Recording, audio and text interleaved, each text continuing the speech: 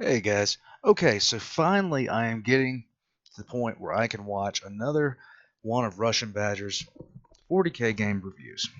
The last one I watched was hilarious to say the least.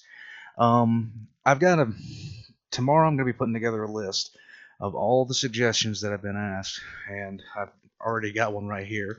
So I'm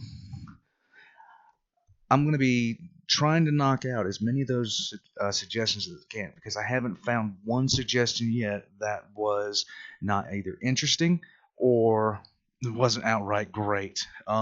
This String Storm guy, I've got a lot of song requests to react to just to him. Katie and Blood is one of them. There is at least two others.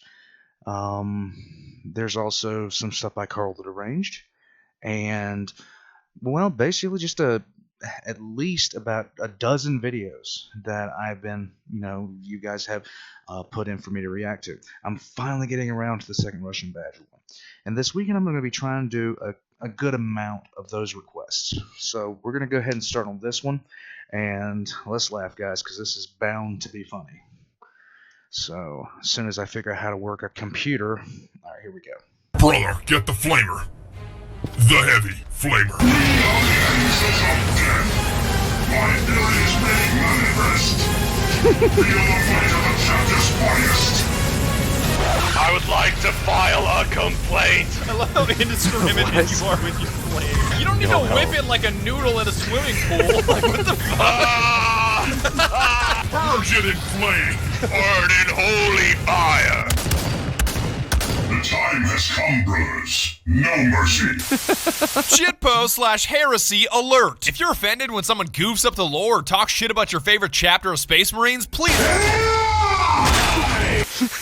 Welcome to the grim darkness of the future, where peace, happiness, and prosperity have been replaced by war, death, and destruction. Not necessarily in that order, but necessarily in mass quantities. I will endure 1,000 deaths before I yield. In the last episode, 9 months ago, we were introduced to the sentient fungi known as the orcs, the corn-worshipping heretics known as the forces of chaos that make the civilian casualties of World War II look like a picnic, Skulls for the skull throne! Blood for the blood god! list of cornate massacres. This list is incomplete. You can help by expanding it.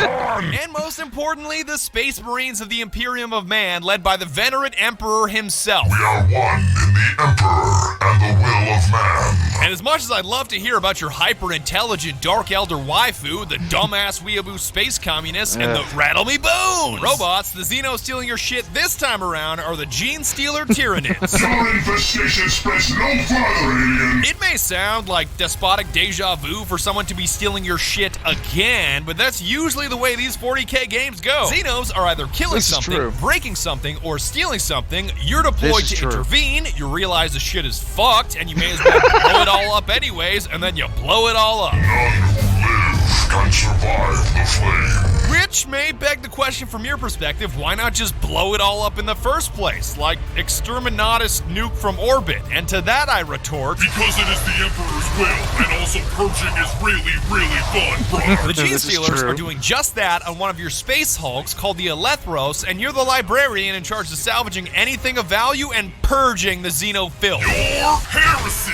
starts here. Alongside Devastator Barakeel, Apothecary Nahum, and Shotcaller Belial, you make up Deathwing, the first company of the Dark Angels chapter. We are the angels of death. The whole Dark Angels in bone white armor may be a little confusing, but it's only Deathwing. The rest of the Dark Angels are actually green, even though the salamanders are already green, but the salamanders are almost always on fire, so it's not that hard to... Brother, enough with the lore. Brothers, retribution is at hand. It is our strength. We are the sons of Caliban. Let fury guide your weapons. Okay, so if you're watching this and you don't know what a space Hulk is, the way that faster than light travel happens in the warp is literally, well, let's put it like this: telling somebody to go to hell in 40k is telling them to have a nice trip, or telling them to enjoy the trip, or something similar, because you literally enter hell. And that if that's not fucked up enough, every once in a while you get lost in hell. And then a couple of really fucked up creations of basically, I don't know, Lovecraftian kind of bullshit, decide to throw your ship into another ship where there are many tentacled things waiting to express how they feel to you. Eventually, all these things get thrown together, ship after ship after ship after ship, get piled together into what is called a Hulk, and is literally a mass of metal just thrown together from every single species in the Milky Way galaxy, and then gets dumped out into real space where it proceeds to fuck up anything within range. Let vengeance be your song. We are the angels of death, and our enemies shall fall. Also, decked out in Terminator armor, you're larger and more formidable than your ordinary Space Marine, but not so huge that you can't fit through doorways like a menacing full-size dreadnought. None may block our path. And you better believe you're gonna need this intimidating armor, because the Gene Stealers you're up against, well, they're not exactly small. By the Emperor, can the Xenos get any bigger? And you may be thinking, at least I have 2 Dark Angel Terminators to help me. Wrong. I know it may be heresy to shit-talk fellow Terminators. Bold words for someone in assault cannon range. Delete this heresy. Heresy. It burns. Figured you were talking shit, brother. But short of dispensing a few cookie-cutter voice lines and soaking up damage, they are useless. We are the angels of death. Overwhelming.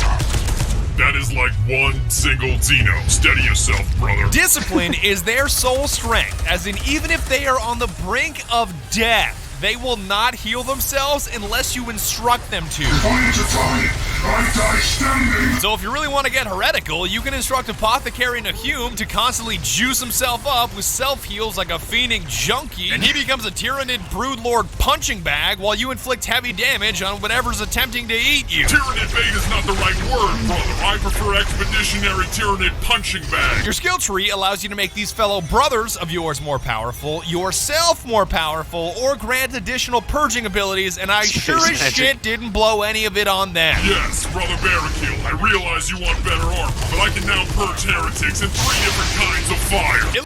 Okay, so something I like about this game, I've never played this. If you read any of the novels or anything like that, to the right of the screen is a reticle that shows the condition of the Space Marine's armor. Well, that is in every single novel, period. I like it. At least your objectives are simple, because you'll usually see a one-word description like fight or destroy off in the distance, and I think you already know what the hell you're doing here. So let me save my breath. The Xenos are coming. We have to exterminate them at all costs. I'm gonna need more Bolter for this heresy. I'm confused by this heresy, brother. Are the foul Xenos just purging themselves? Predictably, once the string of objectives is complete, you realize the Gene Stealers lived up to their names by stealing your genes and decide to incinerate the place exterminatus style. It was impossible to remove the traces of our gene seed from the bodies of the aliens. So Grandmaster Belial vowed to destroy everything instead. Consider this a clear division in the video. Our guns have fallen silent, brother. Because the single player, especially on the No Mercy difficulty, can be a frustrating, overwhelming with annoyance, and underwhelming with content experience where you feel like a lone guardsman against a legion of Xenos. Let me tell you about the Tyranids. But the multiplayer is 5 times better, a totally different animal, and it feels heretical even looping it in with a single player, because it's a completely distinct experience. Xenophobia increases. You know you're in a 40k game when instead of saying waiting for players, it's waiting for brothers. Waiting for brothers. I'm getting too loyal for this shit. Brother. Look at Psycho. He's ready to smack a heretic. What's up? First of all, multiplayer allows you to play 6 classes instead of just 1. Not that I hated playing a librarian. My face, but I don't know what a librarian looks like because I can't fucking read. But heavy weapon specialty granted me an assault cannon and abilities like zero spread, a devastating mine, and a virtual A10 warthog for an arm. Assault cannon deployed. Blood ravens be like, me, an intellectual.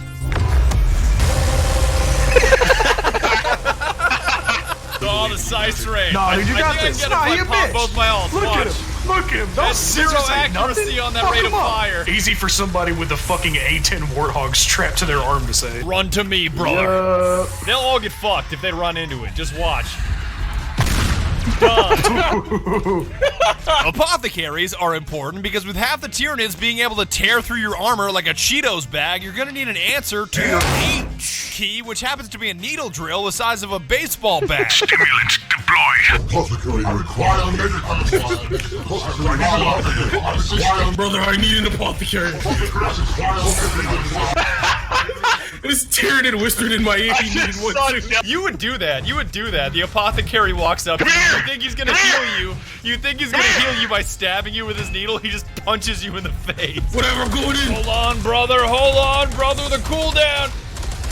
There, I'm gonna drill your ass. By the way, there you go.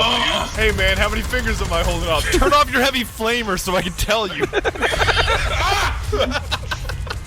Hold on, I'll get you. There you go. Thank you, brother. Tactical specialty was a must-have because he can revive a fallen brother. Your duty is not done, brother! An Interrogator Chaplain is a no-brainer because he can revive 3 fallen brothers, temporarily reflect all incoming damage, and temporarily become invincible, which makes him broken as shit, the best looking, and overall a force to be reckoned with. Pain is meaningless to me! Can I speak to your manager? The point I'm making with all of this fuss about classes is that multiplayer offers both variety and specialization, whether you're looking for something different or you just want to play someone that suits your style. You can move far beyond the librarian of the single player, and Retribution just isn't the same without your brothers. Brothers, to partake in our crusade is to be immortal. It's worth mentioning at this point to turn Codex rules on because it is a far less grindy experience, and more importantly, friendly fire is off. With the amount of heavy flamers we run, I'd say the Codex Astartes does support this action. We may get birds, brothers! Yeah, the first thing that you do, of course. Yeah. The Spacebook says this is bad. Don't up your DPI. There's no need to do that. It says we can't do that in the Codex. Well, I can't read. Just roast my flames. Everybody gangster until Lolly Rick pull out the heavy flamer. Which conveniently leads me to my next point. Weapons. I'm gonna need a heavy flamer for this heresy. In the single player, you've got to use a versatile weapon. You've got big targets, small targets, close targets, distant targets, so much of the arsenal you can't use because it doesn't meet all those requirements. Take the Redemption, for example, the badass scatterbolter that blasts Xenos away in a ricochet of righteous steel. Death to the enemy! God, the ragdoll with that is so good, Heavenly. Yeah, it just You flew shoot them across the so cliff. far. Stormbolter and Stormbolter. Yo, this shit ricochets? What the fuck? Yup. In the single player, you won't have the range dudes with grimdark Panzer Shreks or anything at a distance for that matter, and your brain-dead brethren sure as shit won't notice them, so you're boned due to lack of range. But in multiplayer, you can combine your Redemption with a heavy flamer, Spear of Caliban, and Stormbolter for coverage at all ranges. You cover your brother up close while they cover anything at a distance. For the Emperor! And that's also the reason why Melee is a bit of a joke, because on normal difficulty, I love crushing heretics and merciless retribution. My faith is my shield! By all accounts, it was no more than a hulking mass of steel. But with any higher difficulty, it just doesn't work. Not only because Tyranids specialize in melee combat as apex predators, but so many Gene Stealers can one-shot you, it's paramount to purge them before they get close. Furthermore, damage is localized, as in if a Gene Stealer chomps your right arm, you can't shoot, and slashes your legs, you can't run away. So again, melee is a tough sell. I cannot move. Hey, at least you can use a power fist with every heavy weapon, so it may not be a sword or an axe, but you can still smack a heretic. Feel the weight of the champion's finest. Die! You get the point I'm hammering at. Every weapon in the arsenal is at your disposal with brothers by your side in multiplayer, instead of a handful of versatile ones in the single player, which means more fun, more purging, and of course, indiscriminate use of the heavy flamer. Burn in holy fire! I tell you to stop using your flamer so that I can see. First of all, this is a heavy flamer. Why are you flaming me? I'm right. My flame does not discriminate. I'm an equal opportunity flamer. Equal opportunity purging. Hey. No. You look like a disciplining mother with like a spray bottle, but instead it's a heavy flamer. No! It's heavy for a reason, because the Xenos you're up against I like to categorize as apex predators, suicidal apex predators, and apex predators so large that they can only be described as virtually immortal. It's a big boy. It's a big boy. Get out of my way, Clue. Get out of my way. I'm too chunky. Yeah. Oh, get behind the man with the assault cannon. Gotcha. You'll come up in a second. No, we'll be fine, Clue. You got an assault cannon and a heavy flamer, he'll go down. There you go. Technically, the Scythe Strain is virtually immortal, and the Brood Lord is virtually immortal and psychic. So, rule of thumb, Cthulhu-looking Xenos are superior to non-Cthulhu-looking Xenos. What is this? Get behind me, brother. Cthulhu fan club out here. And if it's a 20-foot-tall praying mantis bug-looking thing that just cuts your buddy in half and doesn't go down with an initial burst, it's either a Scythe Strain or a Brood Lord, and you may want to start a tactical withdrawal, because two more are on their way. Retreat now for victory later. All right, everything you got. Everything you got to the Brood Lord on the right. Just do the one close to the objective. As soon as he gets here, Goose, hit your reflect, and after it's done, hit your invisible. I have to bounce back. I got the reflect damage. You're honestly not going to be able to see anything. Just keep tanking him. We got a heavy flamer and assault cannon just laying into him. Goose. It doesn't matter. If I you can't see anything. They gotta be so chunked. no. They gotta be so chunked. I got you. You're coming back. That's one down. One down. SMH my damn head, bro. That's it. That's it. I can't see a fucking thing. When the 20-foot-tall, genetically perfect apex predator gets mowed down by a bunch of dipshit farmers with flashlights. I could rant about the bullshit psychers that can one-shot you with Heresy, but I don't want this video to quadruple in length for the sake of Xeno sorcery space magic. I am calm. What sorcery is this? Yet no matter how terrifying the Xenos you're faced with, they all have a glaring weakness with no known counter. Doors. This is a point of strategic import. It may sound weird that doors are the pinnacle of strategy in Deathwing, but deciding whether to lock them, unlock them, or simply power fist them open for a rapid escape is the closest it comes to chess. I leave only rubble. You're insisting on a whisk. Tutorial on doors. These are the most important things. Not even fucking Hive Tyrants can get through that shit. That's how you go through doors. This is gonna keep him out, right? Yes, Don't if do you it. hack it. Oh, let's close this door behind us. Oh wait, we can't. Oh, And this wait. is where I'd lock the door. If there was one! Alright, this isn't what we're actually supposed to do. Now come. No, come through. Why are you like this? Get in here, brother. I'll block it. I'll block it. I'll block it. I can shut that it. shit, No, I'll get it. Oh, I can hear him right there. Pretty sure that was the Hive Tyrant from last mission. He is right there, and he is so mad. He's pissed, brother. We do not want your Girl Scout cookies, brother. It should also be mentioned that doors and entryways are the most dangerous adversary in all of the Elethros because they can swallow you without mercy or meaning. There's a lot of. Yeah, he's probably in this. Oh, thing that hasn't seems opened fair. up. That seems fair. I gotta purge this heresy right. Looks like heresy to me, brother. I don't see anybody. Heresy is now airborne. Get this off my screen. I'll fucking light him on fire though. I don't give a shit. Open the door! Open the door! I'm trying. Brother! It's blocked. Oh, it's just stuck there like a big piece of shit. The Codex Astartes does not support this action. Brother, I am pinned here. If you don't get stuck, you'll experience the best the game has to offer outside of the heavy flamer, which is the environment. From the biggest freezer in the universe to the massive cathedrals, holy shit is it ever well done. Does the architecture bring honor to the Emperor? Yes. Are we overloading the reactor to purge it all in flame in 20 minutes? Also yes. Look at my screen, I'm freezing my ass off in here. That's such a good solution. Brother. Brother, are you cold? Brother, I am chilled here. And the better decisions you make, the longer you'll stay alive, the more purging you'll do, and the more renown you'll earn to spend on upgrades like faster reloads, beefier health, and weapons that never jam. I don't always jam my Spirit Caliban, but when I do, it's because the Scythe Strain is breathing on my face. My face when I see a Hive Tyrant and I'm reloading. Resilient increases HP by 30% for each body part. A fellow space marine just walks up and jabs you in the arm. You're still at 100%. Cosmetics are available too, which you can frown upon all you want, but you've really got to grind for them, and at least they aren't microtransactions. One of the skins is the Indomitable Assault Cannon of Wrath. Holy shit, Psycho, that's such a neat skin. Fuck. Oh, well, thank you. Traitor's Doom, Destruction's Glory, the voice of devastation, torment of defiance, and pain of the heretic. Jesus. Yeah. Wait, is that... Wait. I can really ham that up. Just... Bane of the heretic, torment of defiance, traitor's doom, destruction's glory, voice of devastation. God.